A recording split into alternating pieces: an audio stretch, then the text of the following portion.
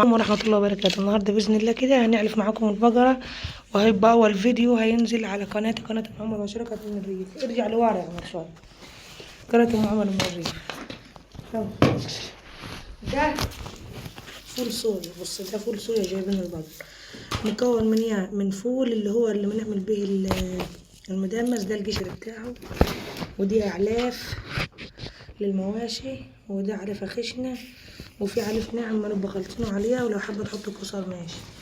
ده بيبقى مكون من كذا عليف. النهارده باذن الله نتعلم معاكم ازاي ما نحلب البقره، بس البقره هي جعانه فاحنا هنحط لها. تعالى جاي اهو. اهو ده التبن، التبن ده اللي هو التبن ده القش بتاع شايفين القش ده؟ احنا هنا حطيناه لها وخلطناه. على فكره ابو عمر كان لسه عارفها هادي شويه، انا حطيت لها شويه قليلين. احنا بنعلفها بكره اهلا كده. احنا حطيناهم هنا. تعالى نرجع لورا.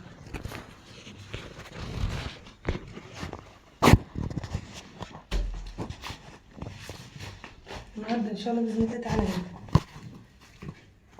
هنحلب معاكم البقره كده. اهد والشبل. على فكره احنا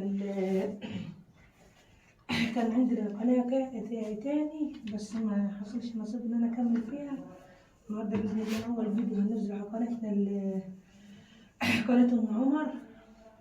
ان شاء الله الفيديوهات بتاعتنا تبقى هي عن حليب المواشي، وعن خض الجربة، اللي هو كل حاجة بتاعت زمان زي ما يكون النهارده باذن الله كده هنحلب معاكم البقرة، بس احنا وهنحملها.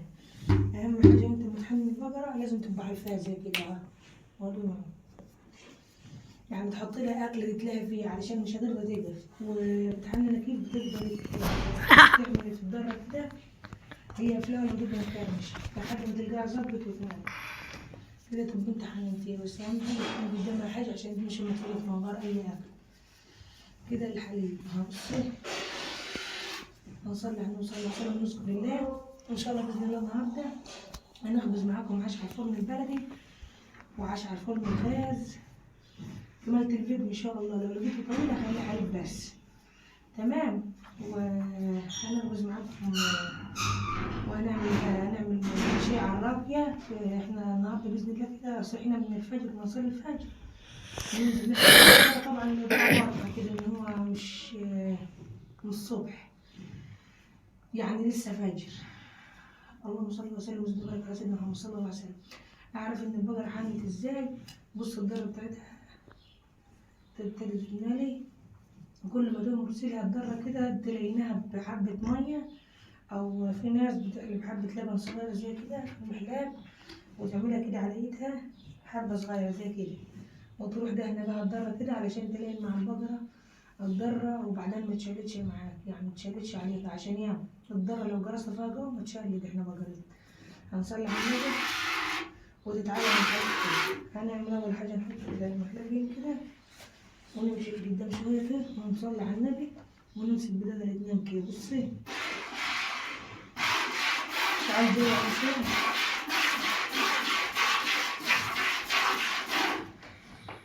يعني هتمسك الديكة وإيد الديكة. بسم الله والسنة. بسم الله الرحمن الرحيم. تستعيذ بالله من الشيطان الرجيم. أول حاجة انت عملتها إن انت تعرف البقرة، وكمان ندخل بتاخد البراريس علشان يتم كل تاكل. احنا عندنا في قطط هنا لما تيجي تعمل حمام قدام البقرة لازم انضف لها المخرج كل يوم، وانضفوا لها وكنسوا لها واحط لها الفيلم. أنا طبعا حطيت الفيلم قبل ما ندور الفيديو، الفيلم اللي هو قلت لكم فوق الفيديو القش بتاع القمح، نبقى دارسين عن الدراسة بتاع القمح. فالفيلم ده بنبقى فيه ممكن لو يعني في الطينة يبقى فيه مثلا حاجات يعني طينة أو حاجة في الفيلم، فالمنغرب اللي بننزلها دي بياتها مراتين. شايفينها بكنتين بتنزل، لو مثلا في زرعين في الجبل بتنزل الرملة منه وبتنزل النعم، بس النعم ما بعد لها. بص هنا مغرب اللي وريني مغرب ده النعم اللي هو موجود في الكتف. النعم ده لو حطيتيه مع عليه ما تخليهاش مكبة واطية، ولو في أي حشوة ولا أي كيمة ولا أي حاجة من الأرض الزراعية برضه ما تقدرش تاكل، يبقى يفرش الأكل ماشي.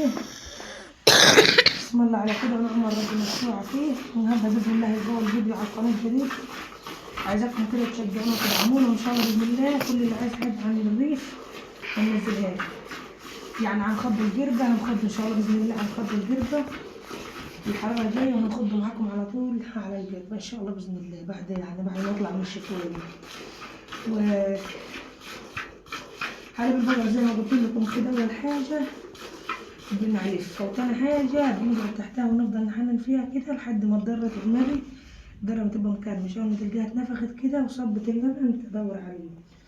أهم حاجة وأنت ما تحلبي، لو هتحلب في محلاب يعني حاجة ألمونيوم تنشفها على النار. لو ما كان لبن قديم يعني لبن مثلا انت بتحلبي في الليل مثلا تروحي تخبيه يعني مثلا في حاجة أو هتخبيه، تغسلي مكان اللبن القديم وتنشفيه على النار علشان اللبن يبقى يرغو معاكي زي كده. شايفين دي الرغوة دي اللي هي بتبقى هي القشطة أو السمنة. لو ما بقيش ناشف معاكي المحلاب البقرة مش حنة مش هيرغو معاكي. لكن انت بصي انت ما تحلبي كده تدوسي بيدك كده وتسحبي كده. في ناس بتحلب ضفارة كده بس ده انا ياما يغلبني يعني ما ياخد وقت يعني.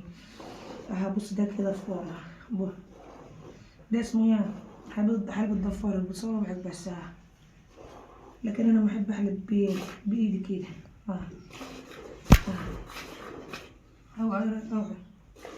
بص عاد هنيجي عند والصلاة على النبي كده، هنيجي عند الضرة دي لما تروح مرفص عليها الضرة اللي من جوا. بصي عشان تاخدي بالك لو بقرتك لما ترفص ولا حاجة لازم تاخدي بالك. بص أول ما نحط ايدها عليها اللي جوانية دي مترفص. بسم الله. شايفين بص ده السلف تروحي دايسانها بالراحة كده ما تاخدهاش يعني ما تبصيش جوا هتروح مكبة منك المحلاب. أنا على فكرة عشية ضربتني بالرجل هنا وخلت اللبنات تكملين، فلازم تاخدي بالك. بص انا بعيدة عنها بشوية برضه، يعني لازم بكون في مسافة. لو البقرة ما تربط، في ناس عاد ما تربط الرجلين دول كده متقدرش ترفعها. بصي كل ما ادوس هنا كده يروح وجعها هادي دي. على فكرة احنا كنا في الأول لما نقول يعني هي ملتهبة وجعها وكده بص دخلت حاجة في اللبن. على فكرة لو حاجة برضه لو البقرة ما ترفص ولا حاجة دخلت حاجة في اللبن زي كده أول ما تطلع على طول تروح مصفية تروح مصفية على طول عشان لو صفتيه يعني مش هيبقى فيه شوايب ولا، لأن الغبارة اللي بتنزل في اللبن دي بعد كده ما تطلع فين في الزبدة والقشطة والسمنة مش لما تقعد في الجنة لا عم تبقى مغبرة. واللبن ده حساس يعني أول ما حلبت كده على طول عشان لو حطيته في التلاجة الوش ده ما يجلس وهتيجي تصفيه هيروح طالع الوش اللي هو فيه الخير اللي فيه الزبدة والسمنة. فانت أول ما تطلع على طول بالواه تصفيه على طول، تعجبه مصفية دايقة أو غربال أو منخل وتروح مصفيهم في حاجة تاني. هيروح لو البقرة زي كعبشة قشة غبارة أي حاجة مش هيخليها. تمام التمام. يا رب كده أكون أفدتكم، ولو استفدتوا بأي حاجة ما تنسوش تشدوا لنا التعليق حلو كده منكم وتحطوا لنا اللايك. وعايزينكم كده تقفوا معانا كده، هو ربنا كبير ربنا يقف معانا في الأول وانتوا بعد ربنا شجعونا عشان نبدأ قناة جديدة ونشد حالنا في القناة دي إن شاء الله بإذن الله. هننزلكم خض الكربة وخض الخضاضة وخبز العشا البتاو وخبز العشا اللي على الفرن البلدي واكل على الكانون. بس شدوا حالكم معانا وشجعونا. احنا كده جربنا نخلص حليب. الحليب هتعرفي جرب يخلص ازاي. الضرة دي بعد ما كانت ملانة وانت ما تعمل كده هتلقاها شاطة. بتبصي يعني تعمل كده تلقاها خلص الضحى كده. تعرفها ازاي دي ما تروح مكرمشة منك لفوق كده يبقى خلصت. بصي مهما تسحبي فيها كده مش هتطلع تاني خلاص خلص. ده كده عارف ان انت خلصت. يا رب كده اكون افدتكم معلومات جميلة. يا رب كده اكون افدتكم معلومات كده حلوة. حطوا لايك والاشتراك في القناة، فعلوا زر الجرس عشان يوصلكم كل حاجة جديدة انزلها. ماشي والسلام عليكم ورحمة الله وبركاته.